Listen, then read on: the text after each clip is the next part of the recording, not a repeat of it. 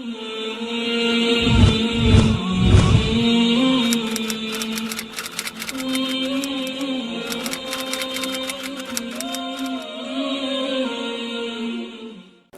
نساء آیت 15 اور 16۔ اعوذ باللہ من الشیطان الرجیم، بسم اللہ الرحمن الرحیم۔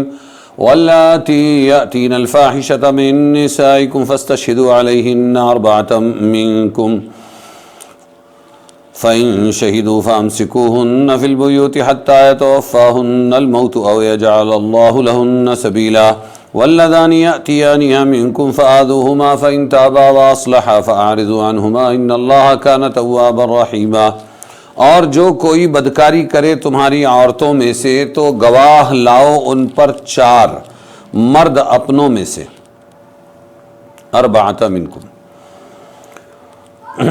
پھر اگر وہ گواہی دیویں تو بند رکھو ان عورتوں کو گھروں میں یہاں تک کہ اٹھا لیوے ان کو موت، یا مقرر کر دے اللہ ان کے لیے کوئی راہ۔ اور جو 2 مرد کریں تم میں سے وہی بدکاری تو ان کو ایذا دو، پھر اگر وہ دونوں توبہ کریں اور اپنی اصلاح کر لیں تو ان کا خیال چھوڑ دو، بے شک اللہ توبہ قبول کرنے والا مہربان ہے۔ ماقبل کی آیتوں میں ان بے اعتدالیوں کی اصلاح کی گئی تھی جو زمانے جاہلیت میں یتیموں کے حق میں اور مواریث کے سلسلے میں ہوتی تھی۔ یہ لوگ عورتوں پر بھی بہت ظلم و ستم ڈھاتے تھے اور ان کے معاملے میں رسوم قبیحہ میں مبتلا تھے۔ جن عورتوں سے نکاح جائز نہیں ان سے بھی نکاح کر لیتے تھے۔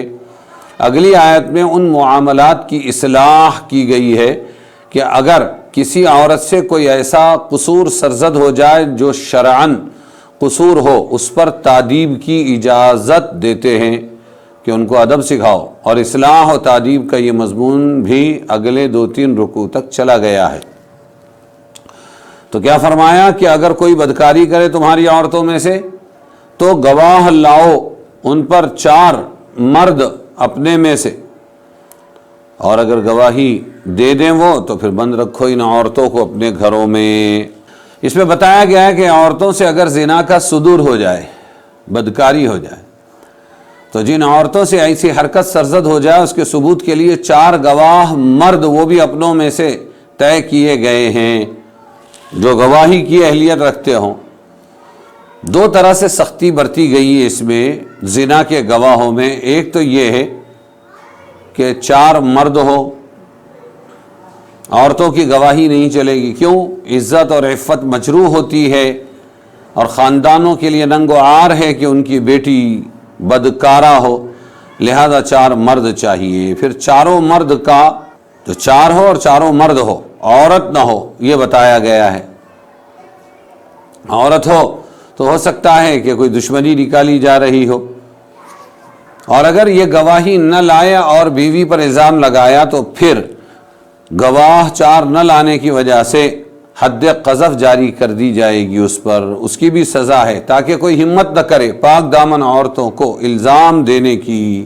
4 گواہ کیوں رکھے گئے ہیں؟ یہ اصل میں 2 معاملہ ہے، ایک کے لیے 2 گواہ ہے، ادھر سے مرد ہے ادھر سے عورت ہے، دونوں کا معاملہ ہے، تو 2 ملا کر 4 گواہ ضروری ہوئے 2 معاملے طے کرنے کے بعد۔ پھر اگر انہوں نے توبہ کر لی ہے سزا کے بعد میں تو پھر انہیں ملامت مت کرو اور مزید سزا مت دو۔ اس کا مطلب یہ نہیں ہے کہ سزا معاف ہو گئی، بلکہ سچی توبہ کے بعد طعنے وغیرہ نہ دے، یہ کہا گیا ہے۔ سزا کیا دے یہ بھی طے نہیں کیا گیا، ذمہ داروں کے حوالے کر دو کہ وہ طے کر دیں۔ ابن عباس رضی اللہ عنہما سے مروی ہے کہ انہیں زبان سے عار دلائی جائے، شرمندہ کیا جائے، اور ہاتھ سے بھی جوتے وغیرہ کے ذریعے ان کی مرمت کی جائے۔ یہ معاملہ کہ کیا سزا دیں حکام کے حوالے ہوگا۔ یہ فرمایا کہ یہ اس وقت تک ہے جب تک کہ اللہ کوئی راستہ، او یجعل اللہ لہن سبیلا، اس وقت تک ہے جب تک کہ اللہ کوئی راستہ نہ نکالے ان کے واسطے، اور بعد میں راستہ نکل گیا کہ سزا ہی آ گئی۔ الرجم للسیب والجلد للبکر، شادی شدہ کے حق میں زنا کی حد سزا اس کو سنگسار کر دینا ہے، شادی شدہ ہوتے ہوئے اس نے یہ گناہ کیا، اور غیر شادی شدہ کے لیے اس کو کوڑے مارنا یہ سزا طے کی گئی ہے۔ اور اس زمانے میں حضرت ماعز بن مالک رضی اللہ عنہ اور قبیلہ ازد کی ایک عورت پر زنا کی حد جاری ہوئی، اور ایک یہودی کو بھی یہ سزا دی گئی تھی، سنگسار کیا گیا تھا، جو ان کی تورات ہی میں یہ سزا لکھی ہوئی تھی۔ تو فرمایا زناکار عورت اور زناکار مرد میں سے ہر ایک کو 100 کوڑے مارو، یہ سزا تجویز کی گئی ہے۔ خلاصہ یہ ہے کہ حبس فی البیوت، گھروں میں قید رکھنا زنا کے بعد عورتوں کو، اور ایذا کا حکم جو ہے وہ شرعی حد نازل ہونے سے منسوخ ہو گیا۔ اور وہ حد کیا ہے؟